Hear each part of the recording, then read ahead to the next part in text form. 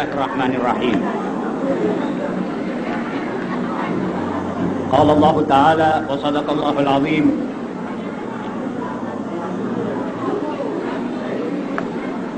Wa ma lana alla natawakkala 'ala Allah wa qad hadana subulana. Artinya dan apakah baik kita belum juga mau bertawakal kepada Allah, menjalankan petunjuknya, sedang kesemuanya itu sudah dipersiapkan lengkap bagi kita. Allah berfirman, "Huwallazi arsala rasulahu bil huda wa dinil haqq liyudhhirahu 'ala ad-din kullih wa kafa billahi shahida." Dialah Allah yang mengutus Rasulnya dengan petunjuk yang lengkap demi untuk disebarluaskan dan diunggulkan di atas setiap agama dan pikiran manusia, dan Allah cukup menyaksikan tentang hal itu. Sanurihim ayatina fil afaqi wa fi anfusihim hatta yatabayyana lahum annahu al-haq. Kami akan perlihatkan tanda-tanda kekuatan dan kebesaran kami di angkasa raya dan pada diri mereka sendiri sampai mereka meyakini bahwa Allah itu benar dan agamanya itu benar. Awalam yakfi bi rabbika annahu ala kulli syai'in syahid. Tidakkah cukup bagimu wahai manusia bahwa Allah itu adalah maha menyaksikan terhadap segala sesuatu. Alhamdulillah nahmaduhu wa nasta'inuh wa nastahdihi wa nastarshiduh wa na'udzu billahi min shururi anfusina wa min sayyiati a'malina. Man yahdihillahu fala mudilla lahu wa man yudlil fala hadiya lahu.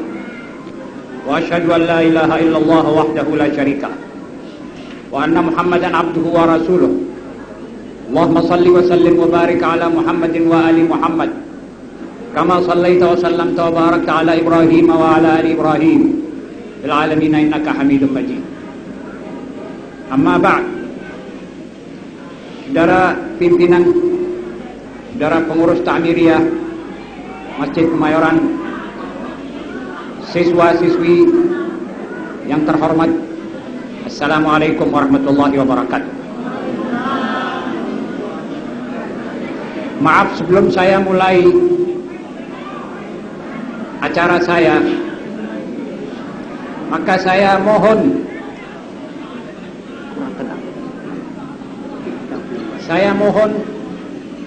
dari siswa-siswi suatu permohonan yang saya kira ringan untuk dilaksanakan, yaitu meminjamkan pendengarannya.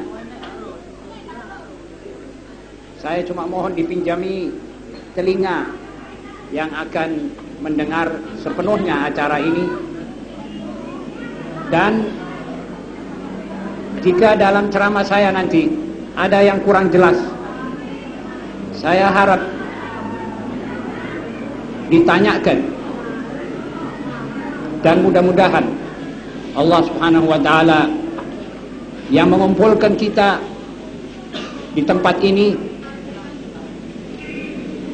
akan memberi rahmat dan barakahnya sebelum kita keluar dari ruangan ini. Saudara-saudara yang terhormat, acara yang diberikan kepada saya temanya adalah remaja Islam masa kini dalam pandangan Islam. Saya lebih setuju kalau redaksinya dirubah, dan dari ceramah ini nanti baik muqaddimahnya maupun natijahnya saudara akan dapat memahami jawaban atau kupasan dari tema yang telah diberikan ini kepada saya.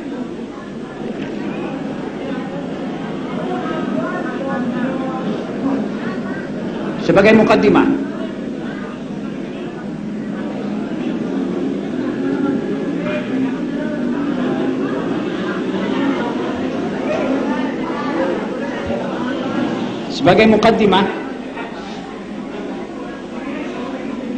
saya terangkan bahwa permainan dan perputaran dalam dunia dan bumi Allah ini, di antara iman dan kufur, sejak beribu-ribu tahun, dan khususnya sejak lahirnya dan diutusnya Nabi Muhammad SAW, sekarang sudah mencapai babak final. Babak final yang menentukan siapa akan menang total dan siapa yang akan kalah. Kalah di bidang akidah, bukan seperti kalah dalam permainan sepak bola atau voli misalnya. Akidah akan menyangkut filsafah. Filsafah akan menyangkut kebudayaan dan peradaban sekaligus. Abad ini adalah abad yang menentukan dan hampir diaksiomakan bahwa abad ini adalah abad kebangkitan Islam dan kemenangannya di babak final ini. Sebab zaman sudah akhir, pergolakan semakin pesat di antara jahiliyah dan Islam. Tidak ada tiganya. Jadi pergolakan dunia sekarang ini, walaupun memakai sebab ekonomi, politik dan sebagainya, namun yang main adalah jahiliyah dan Islam, iman atau kufur, tauhid atau taslis dan ilhad. Karena itu kita kaum muslimin sudah dibantu oleh Allah yang menata fakta-fakta dan kenyataan serta kejadian-kejadian di dunia sekarang untuk meyakinkan diri bahwa kemenangan itu adalah di pihak Islam. Semua keadaan yang sekarang berjalan di dunia membuktikan kebenaran apa yang saya katakan ini tadi. Bahkan kemenangan ini sudah disinyalir oleh pemikir-pemikir barat sejak lebih dari 30-40 tahun yang dahulu. Satu contoh, salah seorang bernama Paul Schmidt, seorang berkebangsaan Jerman, seorang Masehi yang fanatik, menulis sebuah buku tahun 1936. Jadi kira-kira 44 tahun dari sekarang. Judulnya Islam adalah Kekuatan Masa Depan. Ringkasnya buku itu sebagai berikut.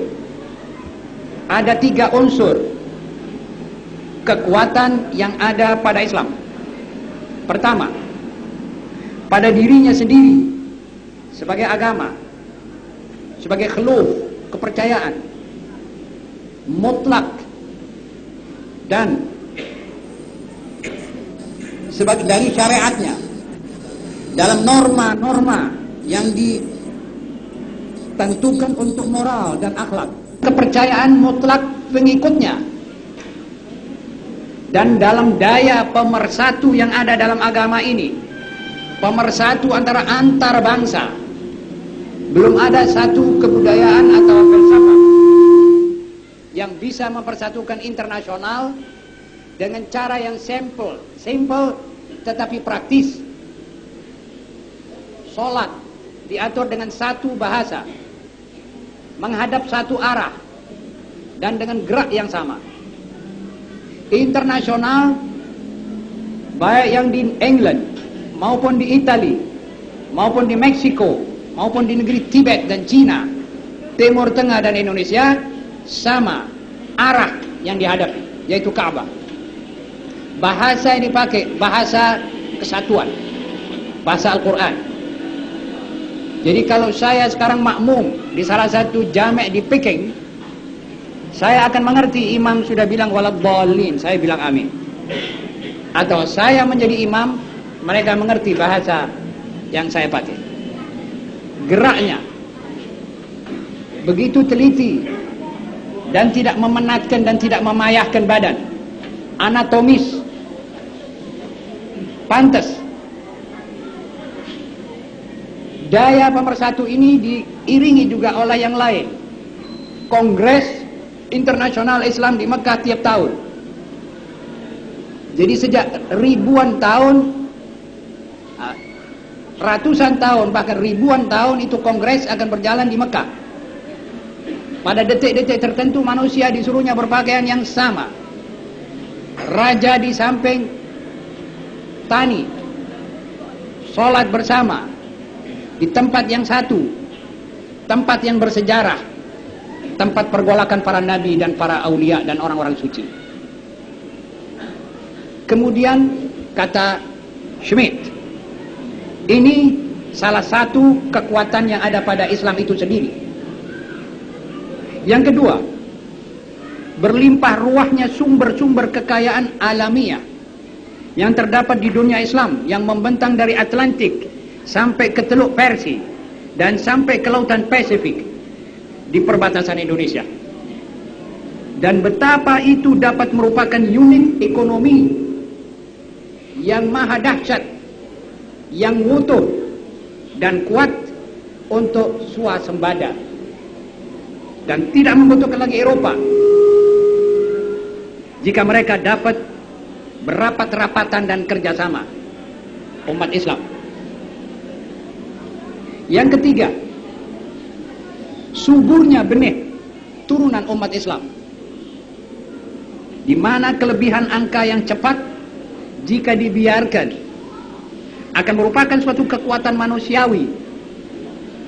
Apabila ketiga kekuatan itu tadi dipertemukan, lalu umat Islam bersatu atas dasar persamaan akidah dan kekayaan yang melimpah ruah, maka bahaya Islam itu akan menguasai dunia dan akan menggulung kekuasaan orang-orang barat. Setelah itu Paul menyarankan agar barat bersatu, kuat pemerintahan maupun rakyat, lalu mempersiapkan satu perang salib dalam bentuk yang cocok dengan keadaan zaman sekarang. Begitu kata Paul Schmidt 44 tahun dahulu. Kebanyakan saudara yang hadir belum, siswa dan siswi belum lahir. Lihat orang barat sudah mensinyalir kekuatan Islam.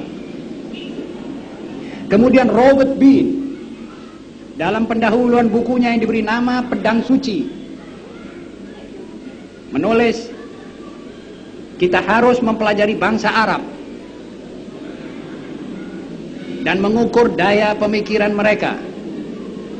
Dia mengatakan bangsa Arab, sebenarnya yang dimaksud ini Islam. Mereka tidak mau menyebut Islam, dia sebut Arab, untuk membuat split, memisahkan antara Arab dengan Islam. Kita harus mempelajari bangsa Arab dan mengukur daya pemikiran mereka, karena mereka pernah menguasai dunia dan mungkin akan kembali menguasainya lagi. Cahaya yang dinyalakan oleh Muhammad masih tetap menyala, dan ada kemungkinan bahwa cahaya itu tidak akan padam sepanjang sejarah. Karenanya aku menulis karangan ini, kata Bean, agar pembaca mengenal asal-usul bangsa Arab, dan kuberi nama pedang bermata dua, pedang suci.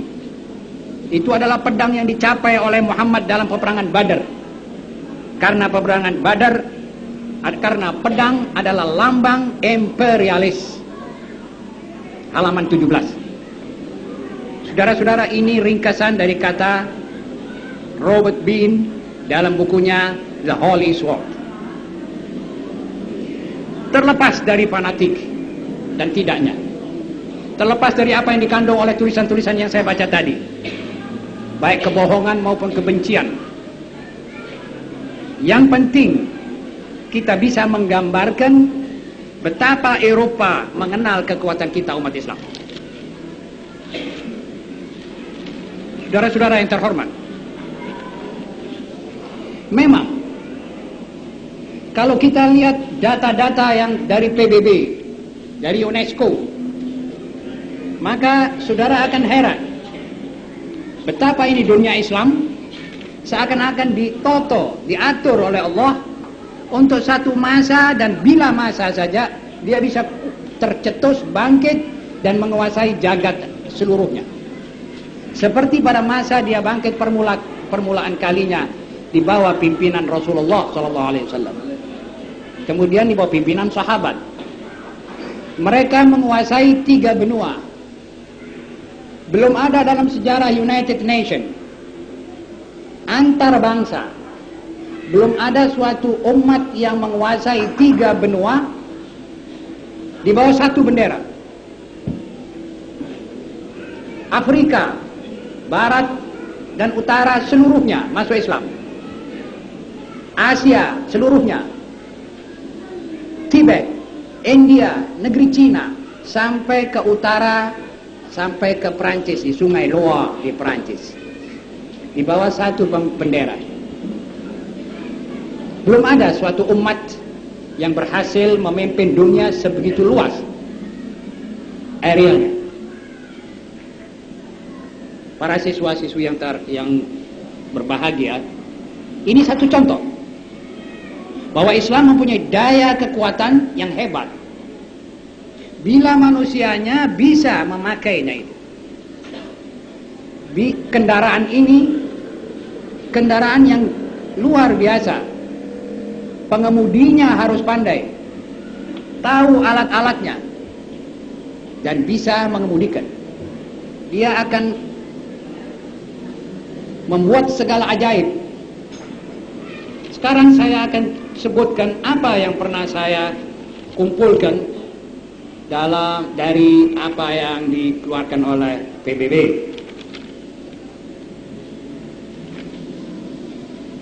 Hasil dunia Islam rekor dan penting.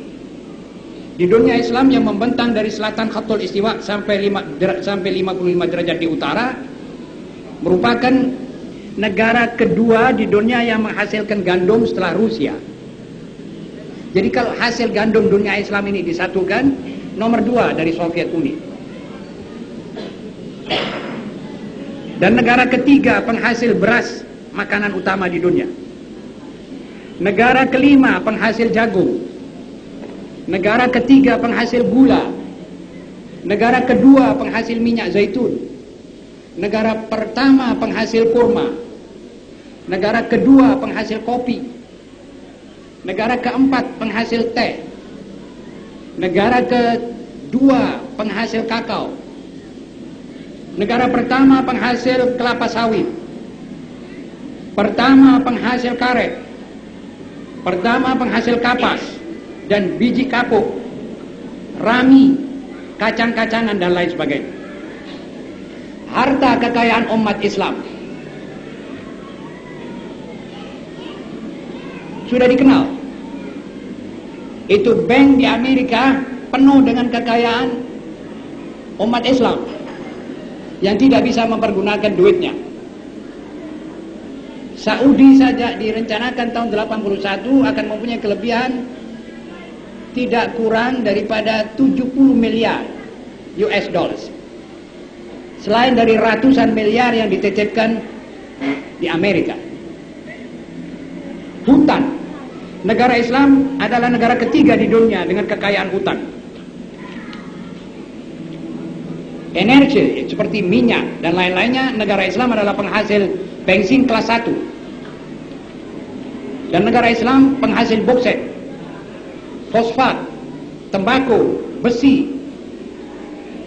Ma'asyiral muslimin, dan geografis dunia Islam ini menjenguk ke 5 lautan, mempunyai 5 kanal. Jadi Bab el-Mandeb, Suez Canal, Selat Hormuz, dan Dardanella dan Bosfor di Turki. Itu semua sudah cukup dalam persyaratan bangkit dan memimpin dunia. Dengan demikian, maka umat Islam bisa membentuk yang jumlahnya 1000 juta ini, sudah bisa membentuk United Nations, sudah bisa membentuk PBB Islam, sudah bisa membentuk MAA Islam, sebagai sekarang yang disarankan oleh tokoh-tokoh Turki, Najmuddin Arbakan dan Dr. Muhammad Isa Abduh dari Kairo.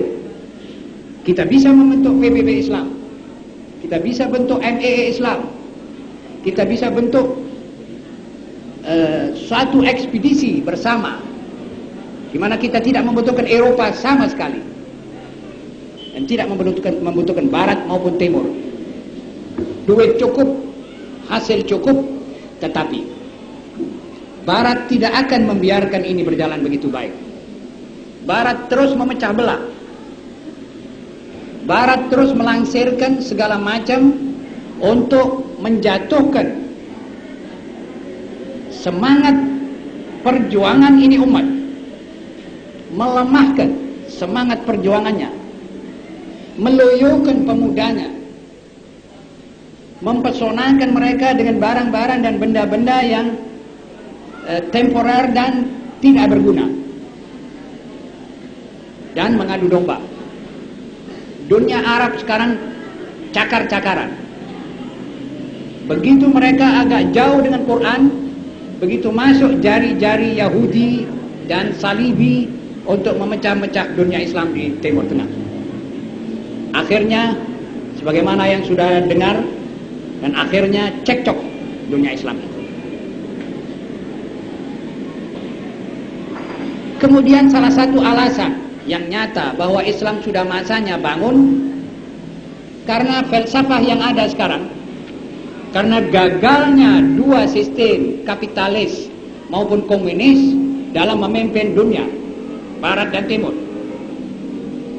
Roger Garudi, salah seorang bekas sekjen Partai Komunis di Prancis, menulis dalam artikel di salah satu majalah di Prancis. Dia bilang komunis bisa baik kalau direvisi sama sekali, kalau dibongkar sama sekali. Kalau masih seperti ini, tidak dapat digunakan. Apalagi kapitalisme. Andaikan tidak ada di belakangnya paham komunisme ini kekuatan senjata yang unggul, maka tidak ada orang menoleh melihat komunis. Tidak akan ada manusia berakal menawar tentang komunis. Sebegitu komunis masuk, cekcok akan masuk. Kita kebetulan hamba mengikuti pra-Gestapo dan mulai kembangnya PKI sejak tahun 48, pemberontakan Madiun dan Belenggu. Akhirnya terjadilah Gestapo. Itu komunis. Membawa Klassenstreit, pertentangan kelas antara kelas buruh dan majikan, menurut paham Lenin. Kalau Bakunin mengatakan kelas tani harus dimasukkan dalam buruh, mereka menganggap menurut Das Kapital bahwa buruh ini harus diletakkan di atas, dan dia harus berkuasa. Dia harus menguasai seluruh kelas, karena dia yang memproduksi segala-galanya. Oleh salah satu orang ulama Iran bernama Syarif Muhammad Bagir Sadr, dikatakan tinjauan Karl Marx dalam masalah ini tidak teliti. Kami salahkan dia mengatakan bahwa segala-galanya adalah di tangan buruh. Sebenarnya sesuatu seperti ini tidak akan diprodusir kecuali melangkahi beberapa syarat. Harus lebih dulu ada modal. Jadi modal ikut memproduksi ini. Kemudian tangan buruh. Kemudian manajemen. dan faktor-faktor alamiah. Begitu tinjauan Islam terhadap masalah perburuan yang dikatakan oleh Das Kapital harus menguasai seluruh dunia. Saudara-saudara, sistem ini sudah gagal, tetapi kekuatan senjata di belakangnya menyebabkan sistem ini masih menonjol. Sebenarnya bukan dia. Jadi kalau saudara dengar bahwa Soviet Uni meluncurkan Soyuz, maka bukan hasil dari ajaran Das Kapital. Itu ilmiah semata, pure science. Tidak ada hubungan dengan ini faham-faham yang ortodoks dari seorang keblinger buruh yang dikatakan Marx itu. Kalau Amerika bisa terbang ke ruang angkasa, maka bukan hasil kapitalisme itu. Sebab mereka sekarang bangkrut. Dolarnya inflasi dan tidak tercegah. Ekonom Eropa sudah gagal. Saudara-saudara, ini kenyataan. Karena kekuatan, maka sistem kapitalis masih disanjung oleh sementara orang. Sebenarnya sudah gagal. Sudah mesti meninggalkan meja pimpinan. Nah, tinggal satu yang belum diberi kesempatan untuk main, yaitu Islam. Di abad ini, setelah ditumbangkan melalui khilafah Islamiyah di Turki, maka Islam tidak diberi kesempatan lagi main. Setelah mereka dengan susah payah menjatuhkan Turki, khalifah Islam itu dijatuhkan, maka mereka tidak memberi kesempatan lagi untuk Islam timbul. Dan tidak memberi kesempatan lagi kepada umatnya untuk bersatu. Ini cara yang licik yang dikerjakan oleh mereka. Sebab sebagaimana kata Paul Schmidt tadi, jumlah manusia yang besar, tumbuh cepat, subur, ini harus dibendung. Timbullah paham birth limitation, birth control, membatasi kelahiran, yang semuanya dihantamkan kepada dunia Islam. Di Kairo, apotek-apotek itu dipesan.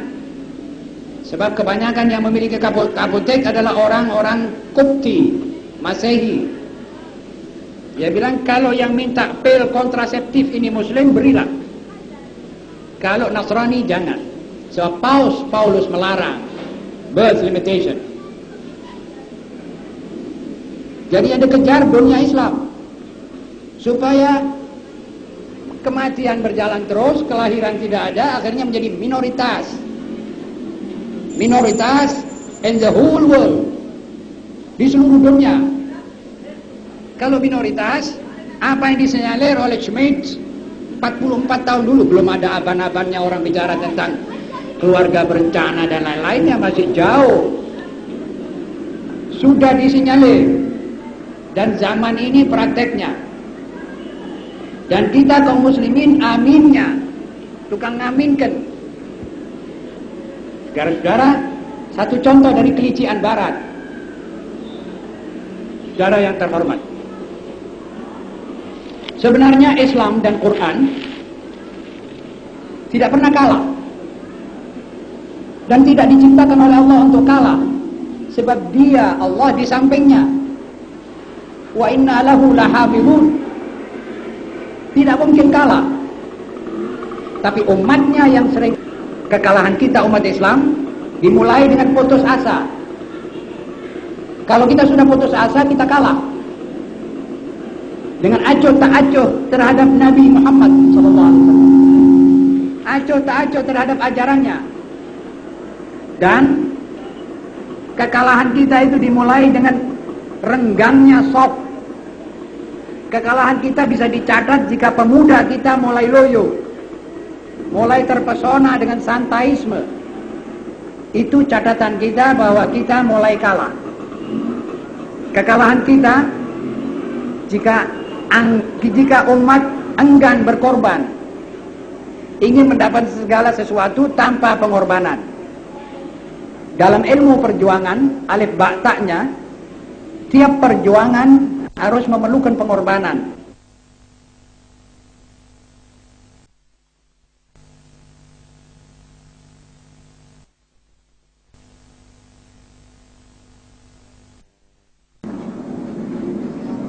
Panglima Besar Sudirman, Allahyarham, Pangeran Diponegoro, rahimahullah, Sentot Ali Baca, rahimahullah, tidak menangi republik sudah diproklamirkan seperti sekarang.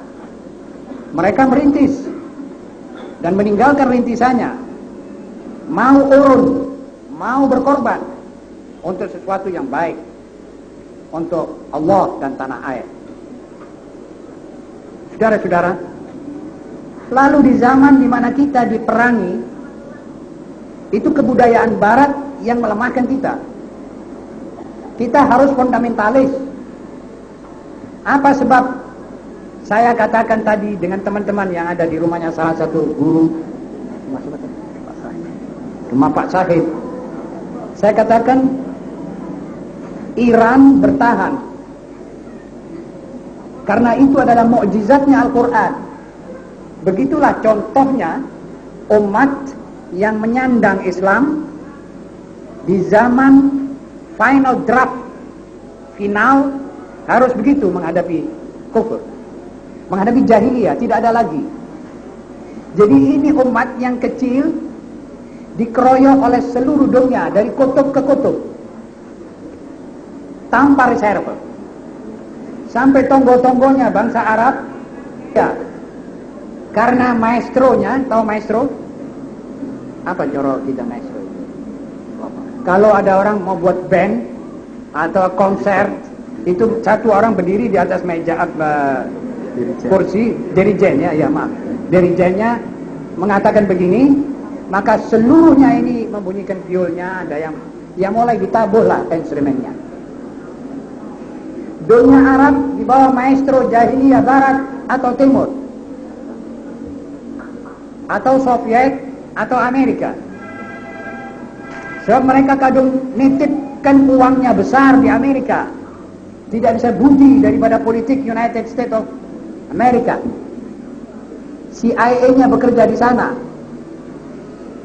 Ini umat dikeroyok. Sekarang ini dikeroyok dan besok dikeroyok. Gandum tidak boleh masuk, duit-duitnya tidak boleh ditukari oleh bank internasional, sebab duitnya dibekukan oleh imamnya jahiliyah barat Amerika. Sampai obat-obatan sekarang dipersulit. Jadi mereka sekarang ini diadu dengan Irak. Begitu biasanya orang Yahudi dan Belanda atau Amerika, dia suka pakai tangan orang lain supaya anaknya tidak banyak mati. Dia orang sedikit. Jadi dipakai tangan Irak untuk membunuh Iran. Dan perang habis-habisan.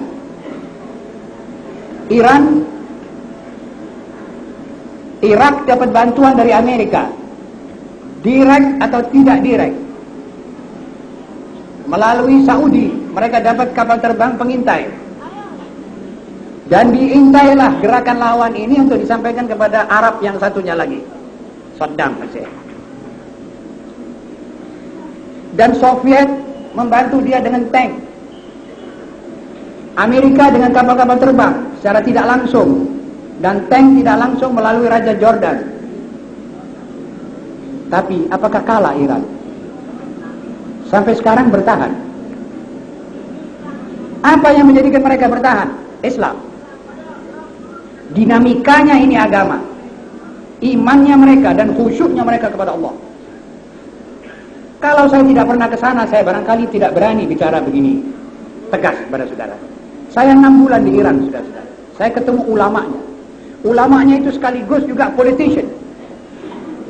Mengerti politik. Mengerti filsafah-filsafah yang datang dari barat dan dibidas, diatur, dijawab menurut Islam. Cuma Ayatullah Khomeini yang saya tidak ketemu, tapi syariat Madari saya ketemu. Pada satu saat saya katakan, saya tanya pada beliau satu contoh.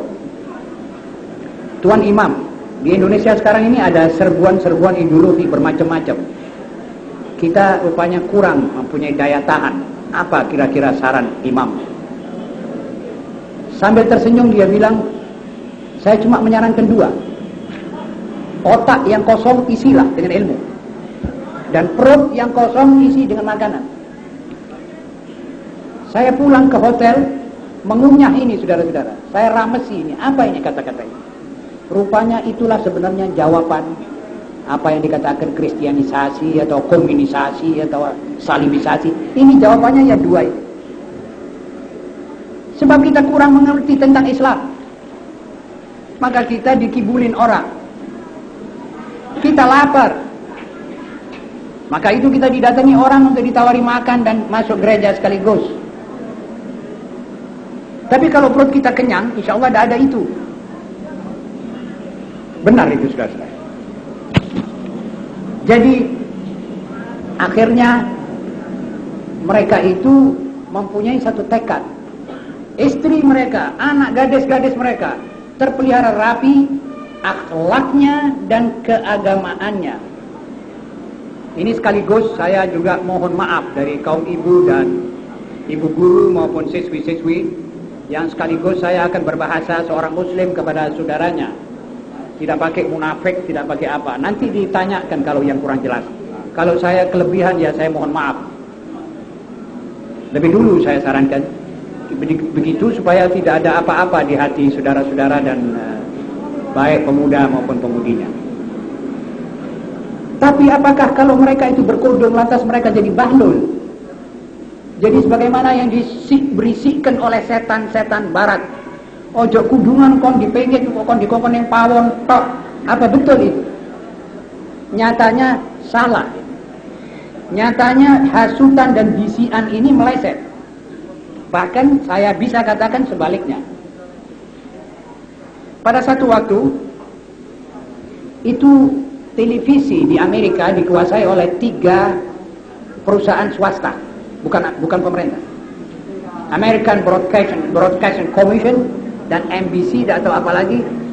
Satu kali 3 itu pergi ke Teheran, menemui Qutzadeh sebagai menteri penerangan waktu itu, ingin diberi izin untuk wawancara dengan Sandra tanpa dipersiapkan pertanyaannya dan langsung direlay Amerika Serikat.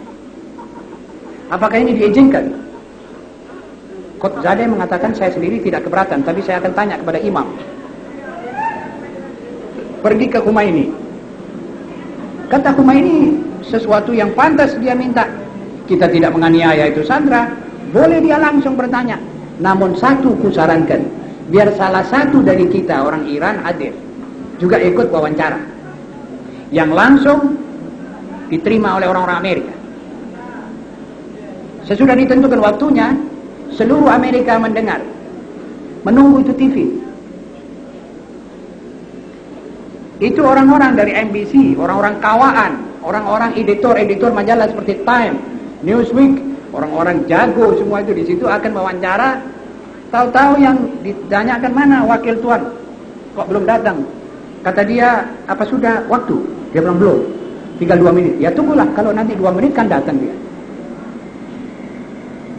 Persis 2 menit masuk seorang gadis kudungan rapat,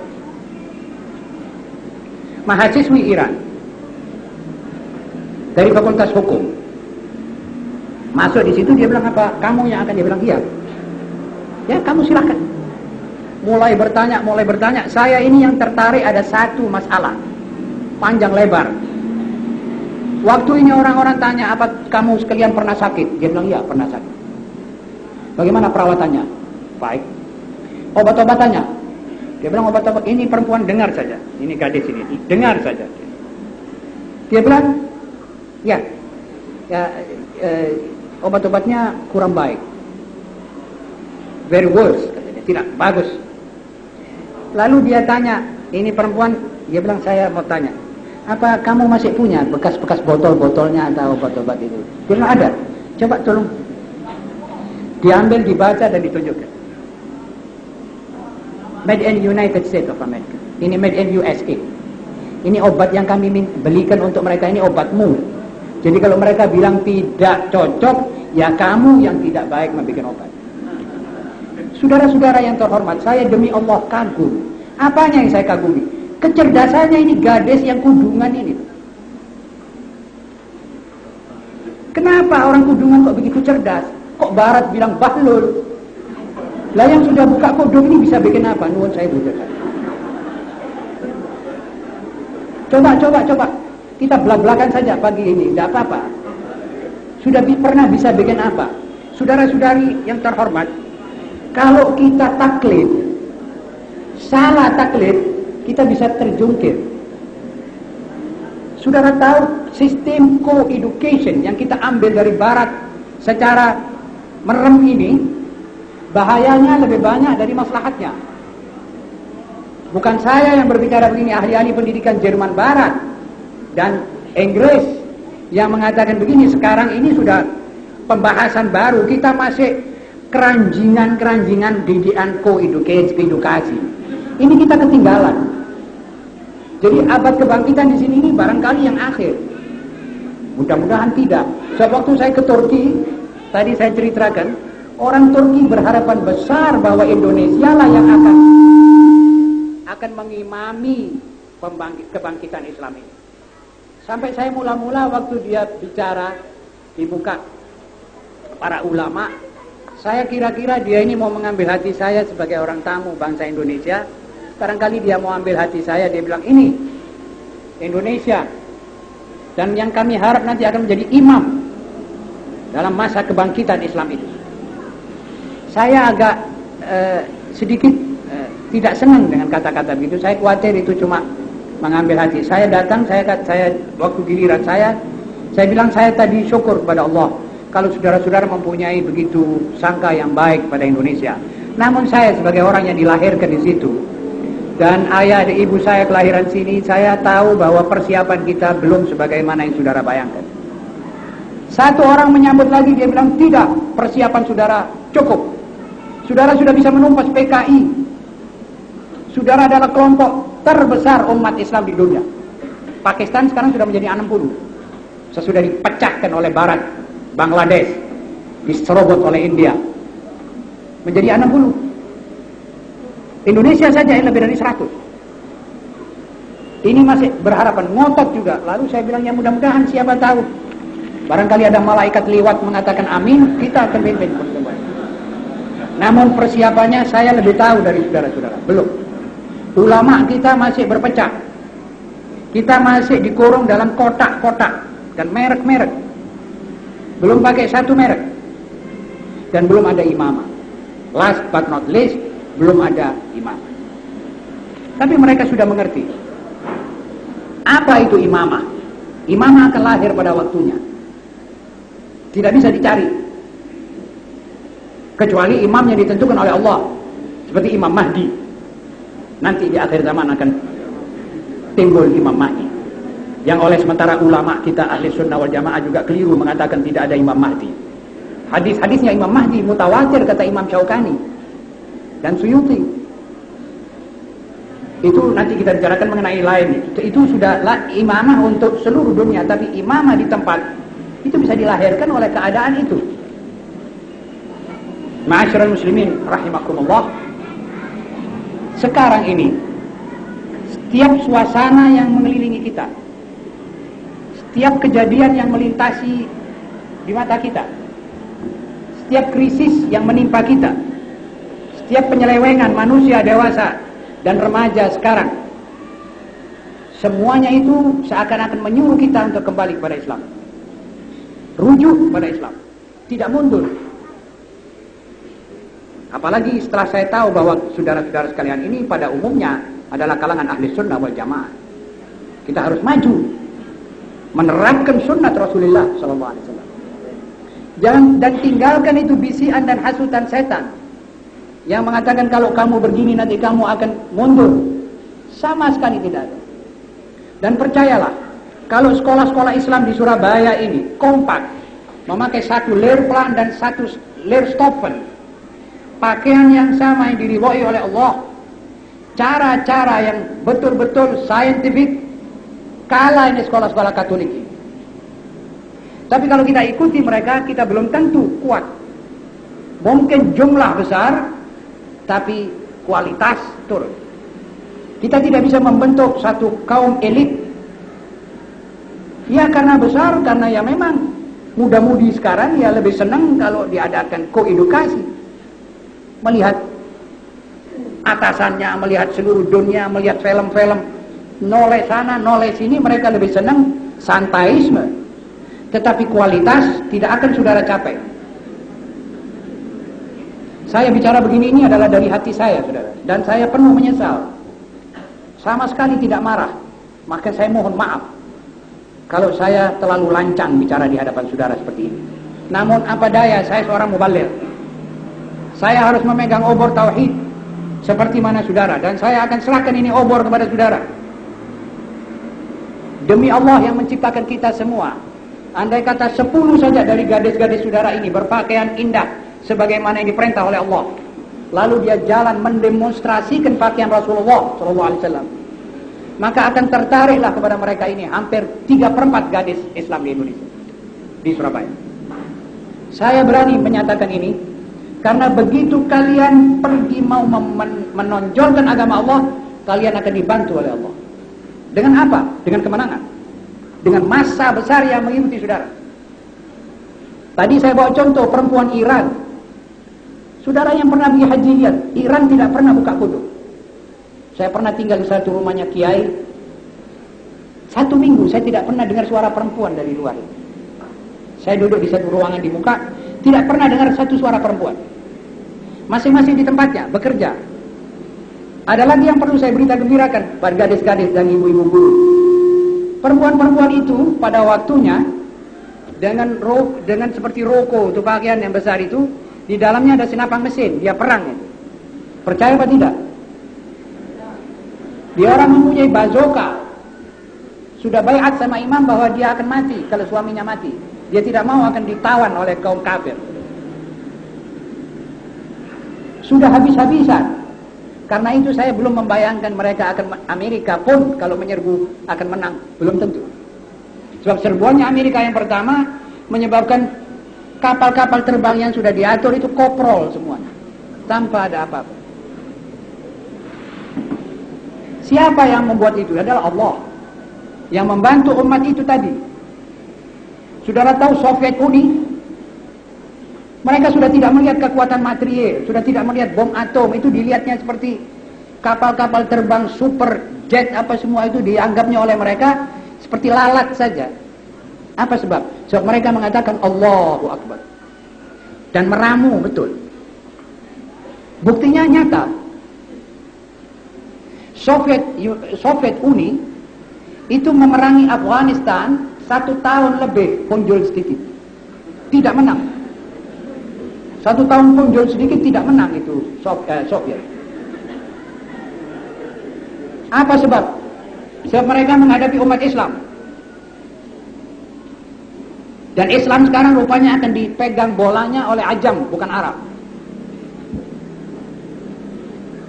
Karena itu, kalau Soviet Uni 1 tahun belum bisa mentas menghancurkan umat Islam di Afghan, padahal mereka adalah gerilyawan, bagaimana satu hukumah, satu pemerintahan yang sudah berdiri dengan alat-alatnya juga ada, serba sedikit cukup. Jadi saya kira saudara-saudara, logika, panggilan fitrah, ajakan sejarah, panggilan masa kini, kesemuanya menggema untuk mengajak kita kembali kepada Islam. Sebab abad kebangkitan adalah abad yang bukan kita tunggu sebagai kita tunggu jam kalau sudah sampai jam 12 lalu dia bunyi teng 12. Tidak demikian, memerlukan perjuangan. Kalau saudara tanya pada saya remaja Islam, saya lebih senang kalau ini remaja, bukan remaja umum ya, remaja Islam. Kalau saudara mau tahu remaja Islam masa kini yang dimaukan oleh Islam adalah mempunyai atau memiliki 4 syarat.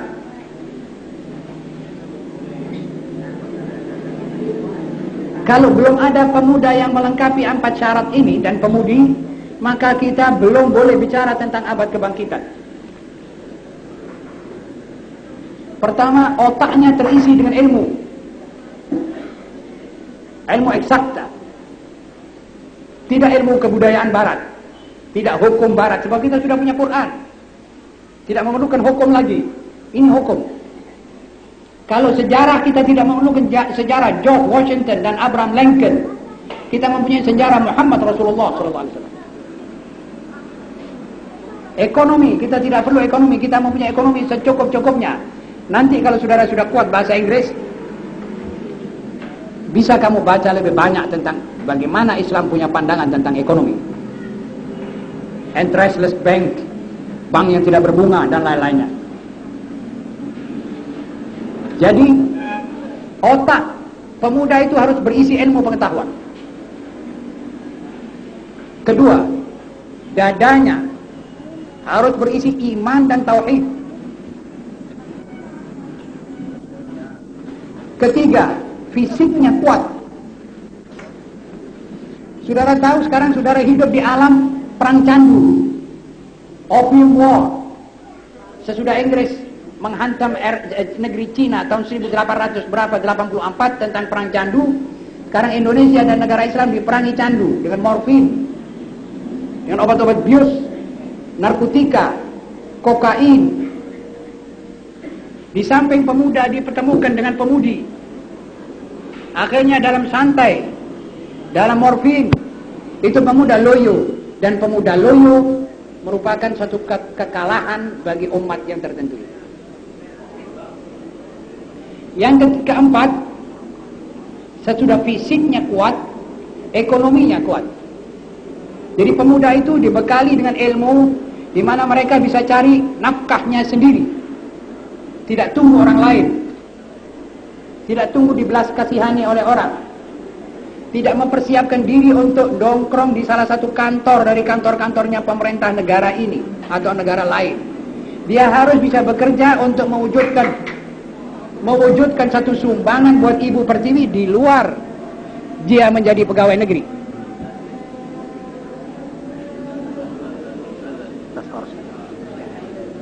Kita skor. Saudara-saudara yang terhormat, pemuda yang dipersiapkan dengan ilmunya, dengan tauhidnya, dengan fisik yang kuat, dia bisa mencari nafkah. Dia tidak mengganggu dan merepoti pemerintah untuk dicatat sebagai salah satu pegawai.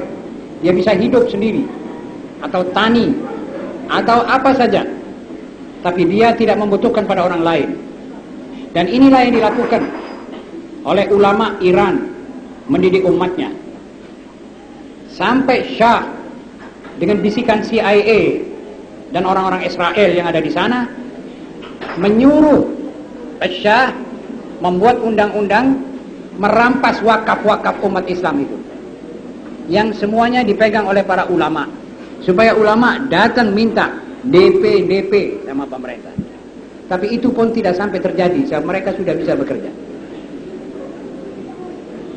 4 syarat mutlak, dan manusia pemuda dan pemudi harus diramu oleh akhlak, oleh toto kromo, oleh moral. Tidak hanyut pada kancah barat, tidak masuk dalam perlombaan maaf-maaf genit-genitan. Sebab ini walaupun namanya baik ditutup dengan nama emansipasi wanita, tapi toh akhirnya yang paling menderita adalah wanita, yang paling sengsara adalah wanita. Wanitalah di dunia sekarang, di dunia barat, yang dilipat-lipat oleh manusia lelaki mata keranjang. Dan wanitalah yang sengsara. Wanitalah sekarang yang sudah tidak bisa dicalonkan sebagai ibu rumah tangga yang salihah. Wanita tidak bisa. Saya harap tadi saya katakan, saya cuma pinjam telinga sebentar. Wanita harus berakhlak. Ini sekarang perlombaan genit-genitan di Eropa menyebabkan ribuan wanita jatuh, yang bunuh diri karena dia kalah. Wanita di Eropa sekarang sudah bejat. Ya juga dengan nama emansipasi wanita. Wanita bangsa kita sendiri, bangsanya hamba ini sudah disuruh kerja di kereta api, bawa buku. Makan. Untuk mencatat Tuhan makan apa?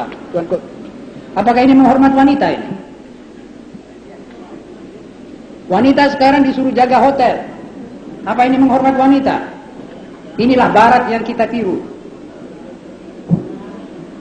Apa wanita sekarang di bis, jadi kondektor bis, ini menghormati kaum ibu?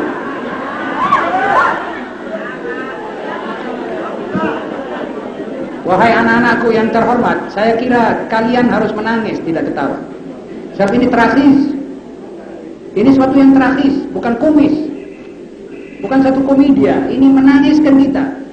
Ini kita punya bangsa sekarang mengimpor dari kebudayaan barat tanpa reserve, akhirnya kita sekarang mundur. Kalau ibu tidak salehah, anaknya tidak bisa jadi saleh. Sebab dia pencetak pertama. Imam Syafi'i radhiyallahu taala anhu, ibunya kalau mau menyusui dia buka tempat tertentu untuk anaknya sambil membaca Quran. Apalannya diulangi. Bismillahirrahmanirrahim. Sayaqulu sufaha'u minan nasi ma wallahum an qiblatihim allati kanu 'alaiha. Anak ini berputar di telinganya gema suara dan frekuensi suara gema ilahi itu sejak dia bayi. Ini Syafi'i hafal Quran umurnya di bawah 10 tahun. Dan ini logis, cocok, klop. Ibunya begitu. Tapi anak sekarang diminta supaya dia diperdengarkan lagu-lagu pop. Ibunya membuka macam-macam tontonan atau apa supaya anaknya terhibur. Tidak dihibur dengan zikrullah. Karenanya anak sekarang berat untuk dicetak. Agak sulit untuk dipres menurut pres-presan Allah dan Rasulnya. Berat diajak ke masjid. Berat dikatakan kamu pakai kudung dan pakai pakaian yang rapi menurut Allah Subhanahu wa taala. Berat. Gema wahyu ilahi dibaca, kita tidak dengar. Sudah top kalau sudah kata-kata ini tidak kita dengar, berarti kata-kata orang seperti saya yang dhaif ini apalagi. Ini semuanya kadar keimanan dan akhlak kita merosot. Ini koreksi. Kita semua berkecimpung di alam yang mesti kita bangkit kembali. Sebab ilmu pengetahuan itu sendiri harus kita capai. Namun, ilmu pengetahuan hanya memberikan bagi kita sarana hidup, tetapi tidak memberikan tujuan dari hidup itu. Karena itu, pure science bisa menyesatkan, bisa membahayakan, bisa menghancurkan kita. Lihat ini orang-orang yang membuat atom untuk dihancurkan manusia ini. Eropa sekarang gelisah, tidak bisa tidur, takut. Salt 2, perjanjian Salt 2, Detan dan lain-lainnya itu semuanya takutnya umat satu sama lain sudah mempunyai persiapan untuk membelah bola bumi ini. Ilmu pengetahuan memperindah bagi kita lahirnya dunia ini, lahirnya kehidupan. Namun ia tidak membawa kita menyelami hakikat kehidupan ini. Itu tugasnya agama, bukan tugas sains. Sains tidak sampai di situ. Sains itu 2 kali 2 4. Tetapi untuk apa kamu rekan 4 ini? Itu lain, tidak lain. Ilmu telah menambah kesenangan manusia dengan memperlengkapi segala kebutuhan kita. Kita lihat kalau mau ke Jakarta kita ada jet DC-10. Kalau kita mau cuci pakaian ada alat pencuci. Namun ilmu pengetahuan tidak mungkin membawa ketenangan hidup. Sedang ketenangan hidup adalah rahasianya kebahagiaan. Betul? Kalau hidup tidak tenang buat apa? Kenapa itu gadis-gadis saling bunuh diri? Kenapa itu gadis-gadis jelita dan perempuan-perempuan jelita yang sudah genit-genitan kalah sorotan? Mereka mati di hotel bunuh diri. Mereka minum racun. Mereka berpisah dengan suaminya karena suami si A direbut oleh seorang yang lebih genit dari istrinya. Lalu suami si B, istri si B direbut oleh suami yang lain. Itu rebut-rebutan begitu itu di Eropa. Kenapa kita mesti mulai mengimpor itu ke sini misalnya? Dan di Eropa sudah free sex, waliyadzubillah. Apa kita tunggu sampai ke situ? Apa itu bukan arti kemunduran? Tadi saya katakan kalau perempuan jenis ibu yang melahirkan saya sudah disuruh menjadi kondektor bis, itu sudah keterlaluan itu. Tapi mereka mengatakan ini emansipasi wanita. Lantas kita punya logika apa menerima